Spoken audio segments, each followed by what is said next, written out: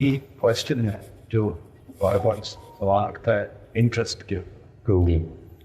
अब कहते हैं कि जी इनका फैलान सब लाइक लोग हैं, लेकिन अगर आप देखें इन्फ्लेशन हो गई हो, इंटरेस्ट रेट्स बढ़े हुए हैं। अब एक बेचारी एक बेवार है, अनपढ़ इंसान जिसके पास ज़्यादा करती है, उसको सिस्टम का नहीं पता उसके पास क्या है, ऑल्टरनेटिव उसके पास क्या है, वो बेचारा जाके बैंक पर रखेगा और वो इंटरेस्ट लेगा कमाएगा उसके ऊपर, उसी से लिखाएगा, नहीं करेगा वो आज का पैसा कल हाफ हो जाने।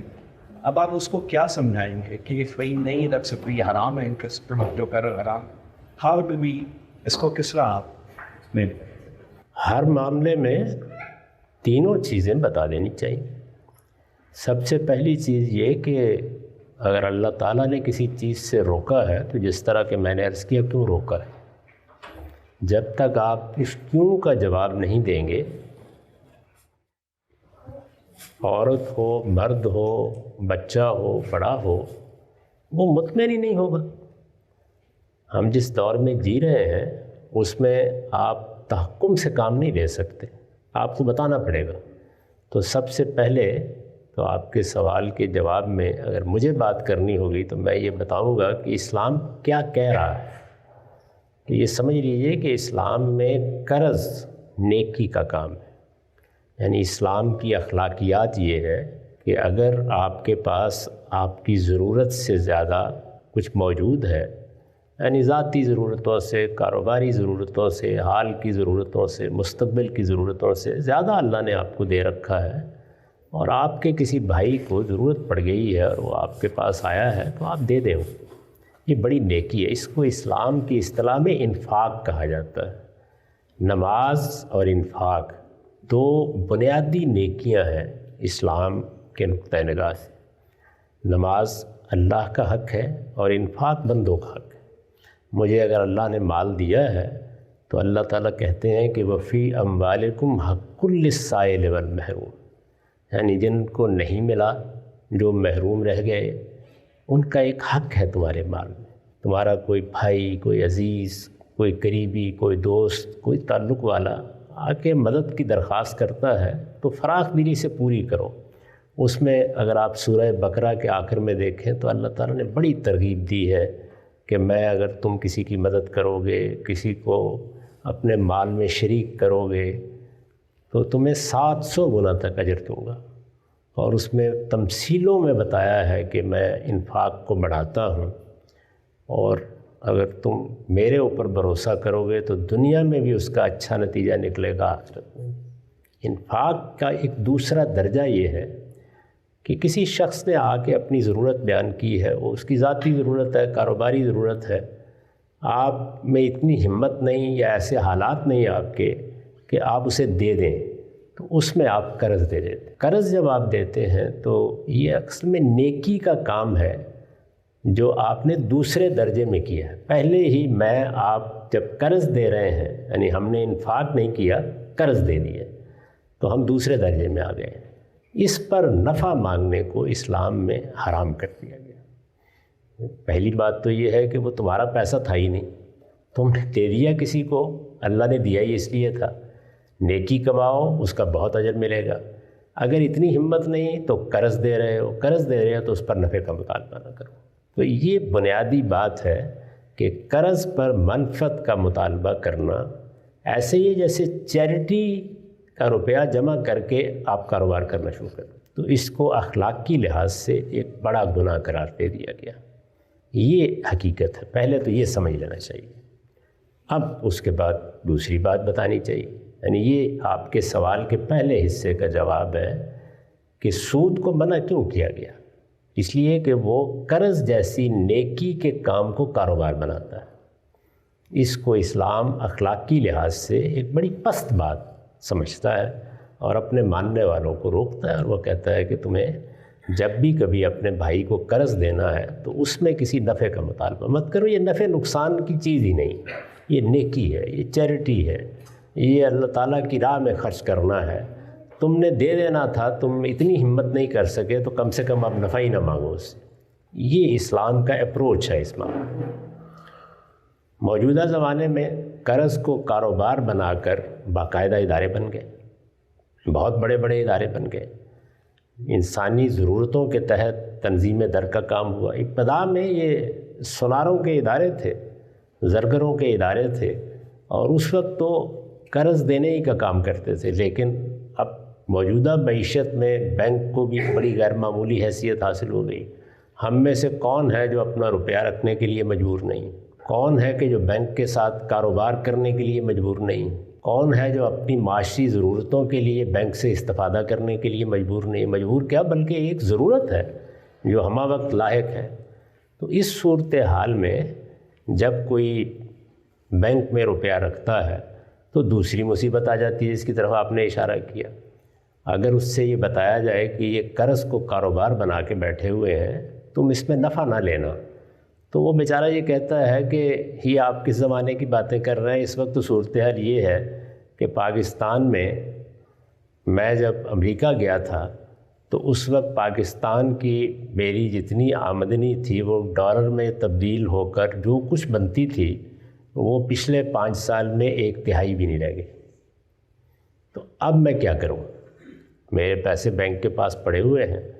تو اس وجہ سے بہت سے علماء نے، میں نے بھی اس میں اپنا حصہ ڈالا، لیکن عرب کے بہت سے علماء نے، ہمارے ملک میں بھی بہت سے علماء نے بر صغیر میں یہ کہا کہ یہ ایک نئی صورت ہے، اس درجے کی انفلیشن اور افراط زر کبھی ہوا نہیں تھا دنیا کی تاریخ میں۔ ہم پرانی تاریخ پڑھتے ہیں تو بعض اوقات 3 صدی قیمتیں ایک ہی رہتی، لیکن اب ایسا نہیں ہے۔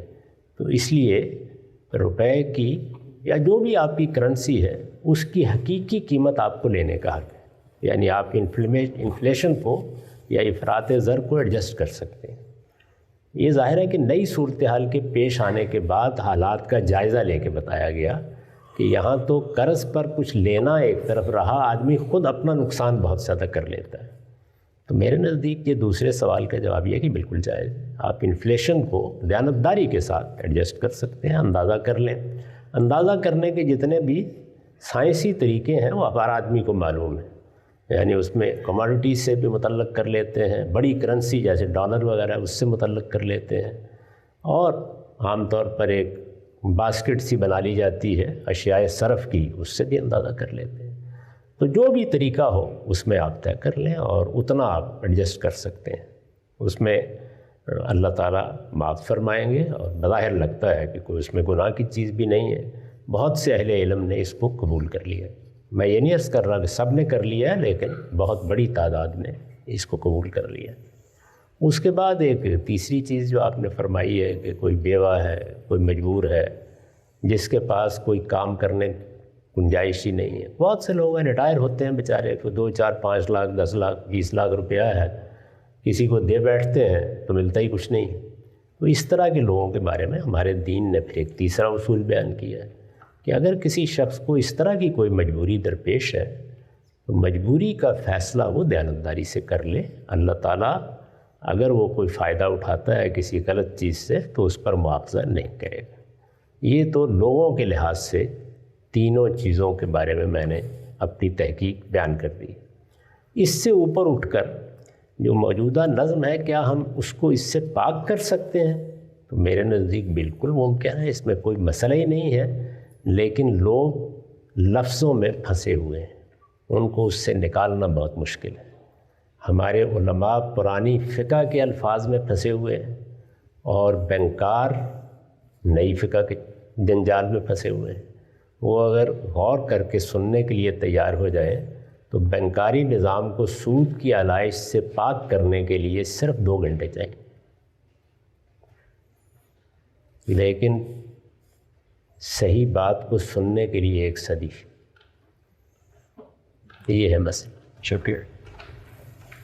باقی اسی شے پر دوسرا نقطہ دیکھا جائے، بینک آپ سے جو پیسہ لیتا ہے، جس سے آپ کو انٹرسٹ دیتا ہے، وہ آگے لوگوں کو سود پہ پیسہ دیتا ہے، اور وہاں پہ اس سود کی وصولی کے جو طریقہ کار انہوں نے رکھا ہے وہ اس بندے نے جو جس میں بینک سے پیسہ ملا خاصی مشکلات پیدا کر دیتا ہے۔ یہ اسی طرح ایک چیز ہے جو شیکسپیئر کا وہ ہے پاؤنڈ آف فلیش۔ اگر اس وقت نظر کو سامنے رکھا جائے کہ بینک آپ کو جو پیسہ دے رہا ہے اور سے اس نے سود پرسس کے لیے مشکلات پیدا کر کے یا تو آپ کو آگے سے تو اس کو کس طرح سے دیکھا جائے؟ ایسے ہی جیسے میں نے ابھی دیکھا ہے، ایک ہی طرح دیکھا جاتا ہے چیزوں کو. یعنی یہ بتا دیا میں نے کہ جو غلطی ہے اس کی اصلاح کے لیے لوگ تیار ہو جائیں تو اصلاح ہو جائے گی. کتنے کاروبار ہیں جن کا تجزیہ کر کے میں بتا سکتا ہوں آپ کو کہ وہ استحصال کر رہے ہیں. کتنے بازار میں بیٹھے ہوئے لوگ ہیں جو اپنی چیزوں کے نفع میں حدود سے تجاوز کرتے ہیں. تو ایسی سب چیزوں کی اصلاح ممکن ہے. اس لیے موجودہ بینکاری نظام میں بھی جو خرابیاں ہیں ان کو دور کیا جا سکتا ہے. اس وقت جو صورتحال ہے وہ میرے اور آپ کے ہاتھ میں نہیں ہے. اس میں جو ایک عام آدمی کو ہدایت دی جا سکتی ہے وہ میں نے بیان کر دی. اور آخر میں عرض کر دیا ہے کہ وہ سننے کے لیے تیار ہو جائے نا. دونوں سننے کے لیے تیار نہیں. کیونکہ آپ پاکستان IMF سے لون لیتا ہے، انٹرسٹ دیتا ہے، ٹھیک ہے، وہ ملک کے لوگوں کے اوپر خرچ کرنے کے لیے. ان کے اوپر خرچ کرتے ہیں تو سارے لوگ حرام کا پیسہ کھا رہے ہیں. یا سعودی عرب جو ہے پاکستان کو لون دیتا ہے، اس کے اوپر انٹرسٹ چارج کرتا ہے. سو ہاؤ ڈو یو سی دس؟ جی میں نے تو پوری بات عرض کر دی ہے کہ اس وقت موجودہ نظام، معیشت کا پورا نظام اصل میں اسی پر چل رہا ہے. یعنی ایک ایسی چیز جس سے اسلام نے روکا تھا وہ کاروبار بنا لی گئی ہے، عالمی سطح پر کاروبار بنا لی گئی ہے. تو لوگوں کو ایجوکیٹ کرنا ہوگا پہلے. اسلام کا یہ طریقہ نہیں ہے کہ پہلے تعلیم دیے بغیر، لوگوں کو سمجھائے بغیر آپ فتوے دینا شروع کر دیں. لوگ ایک صورتحال میں زندگی بسر کر رہے ہوتے ہیں. اسلام اس طریقے سے بات نہیں شروع کرتا. آپ اس کا اندازہ اس سے کر لیجئے کہ قرآن مجید جب نازل ہوا تو لوگ ماں سے نکاح کر لیتے تھے. یعنی جو باپ کی بیوی ہے جس سے وہ پیدا نہیں ہوئے، اس سے بھی جب اصلاح شروع کی ہے تو یہاں سے شروع نہیں کی کہ اس سے پہلے بچے جتنے تھے وہ سارے کے سارے حرام ہو گئے. نہیں، میں نے کہا اب اصلاح کرتے ہیں، دیکھتے ہیں کہاں سے ٹھیک کیا جا سکتا ہے، کر دیجیے. تو اس وجہ سے موجودہ وقت میں یہ فتوے نہیں دینے چاہیے کہ سب حرام کھا رہے ہیں. بہت سے مسائل ہیں جن کو سامنے رکھ کر یہ نظام چل رہا ہے. ہر آدمی کو اس میں اچھائی اور بہتری پیدا کرنے کی کوشش کرنی چاہیے.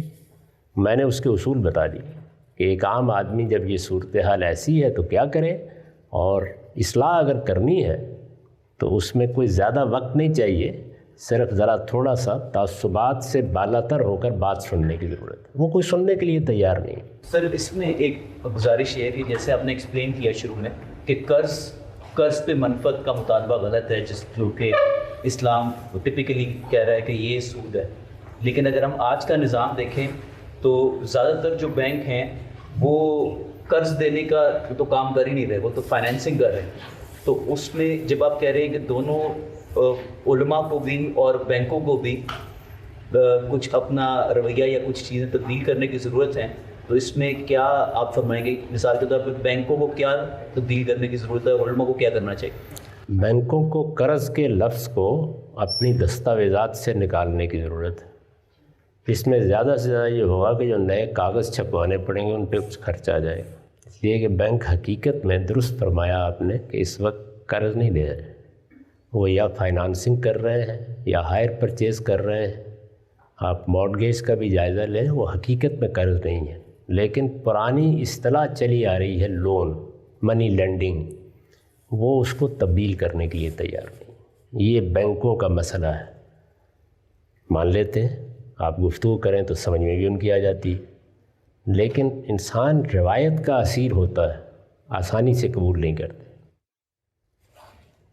دوسری چیز کیا ہے؟ دوسری چیز یہ ہے کہ انہیں اب یہ بتایا جاتا ہے کہ آپ اصلاً تو فائنانسنگ کر رہے ہیں یا اصلاً ہائر پرچیز کر رہے ہیں، لیکن آپ اسے لون کہتے ہیں تو لون کی تفصیلات سے آپ بعض غلط مطالبے بھی کرتے ہیں. وہ متعین کر کے بتا دیے جاتے ہیں کہ دیکھیے یہ مطالبہ آپ پھر نہیں کریں گے. وہ اتنی سی اصلاح کرنے کے لیے بھی تیار نہیں، اس سے کوئی قیامت نہیں آنی. یہ دو مسئلے بینکاروں کی طرف ہے. ہمارا جو پرانا علم ہے، ہمارے فقہا ہیں، ہمارے علماء ہیں، انہوں نے ایک زمانے میں کاروبار کرنے کے کچھ قاعدے اصول بنائے تھے. آج سے کوئی 1000 سال پہلے، 700 سال پہلے، اس کو فقہ کہا جاتا ہے. اس فقہ میں یہ بتایا گیا ہے کہ مزاربت یہ ہوتی ہے، شراکت یہ ہوتی ہے، مرابہ یہ ہوتا ہے، ان کی خدمت میں عرض کیا جاتا ہے کہ یہ اس وقت کی ضروریات کے لحاظ سے اصطلاحات وجود میں آئی تھیں اور یہ کاروبار کے موڈز بھی وجود میں آئے تھے۔ تو آپ ان سے نکل کے اب موجودہ کاروباری حالات کو سمجھیے۔ مثال کے طور پر یہ بات کہ آپ اگر سلیپنگ پارٹنر ہیں اور کسی کو روپیہ دے دیتے ہیں، وہ اپنے کاروبار میں آپ کا روپیہ لگا لے، تو آپ کو نقصان میں شریک ہونا پڑے گا۔ یہ کہا جاتا ہے نا، یہ کوئی شریعت کا حکم نہیں ہے، یہ ایک زبانے کی ٹرانزیکشن کے بارے میں ہمارے فقہاء کی رائے ہے۔ اس پہ نظر ثانی کرنی چاہیے۔ میں اس کے خلاف بہت سے دلائل دے سکتا ہوں کہ اس کی کوئی بنیاد نہیں، اور بلکہ یہ بے انصافی کو جنم دیتی ہے۔ اس کے نتیجے میں ہزاروں لوگ جو انہی آپ کے ملکوں میں آئے اور 60 کی 70 کی دہائی میں وہ بیچارے گئے، ہر آدمی نے ان کے پاس آ کے اچھا تم 50 لاکھ کما کے آئے ہو، تم 10 لاکھ کما کے لائے، ہمارے کاروبار میں تو بس ایک مرتبہ اگر 10 لاکھ روپے انویسٹ کر دو تو منافع 40%، 20%، اور وہ ہاتھ جاڑ کے فارغ ہو گئے، ختم ہو گئے۔ تو اس طرح کی وہ چیزیں جو ہمارے فقہاء علماء نے 700-800 سال پہلے اس وقت کے کاروباری حالات کو دیکھ کر طے کی تھیں، ان پر جب انہیں کہا جاتا ہے کہ نظر ثانی کر لیں تو وہ نظر ثانی کرنے کے لیے تیار نہیں ہوتے۔ تو یہ مسئلہ ہے، اس کو میں نے 2 لفظوں میں بیان کیا تھا کہ لوگ اپنی پوزیشن کو چھوڑنے کے لیے تیار نہیں، چھوڑنے کے لیے تیار ہو جائے 2 گھنٹے کی بات،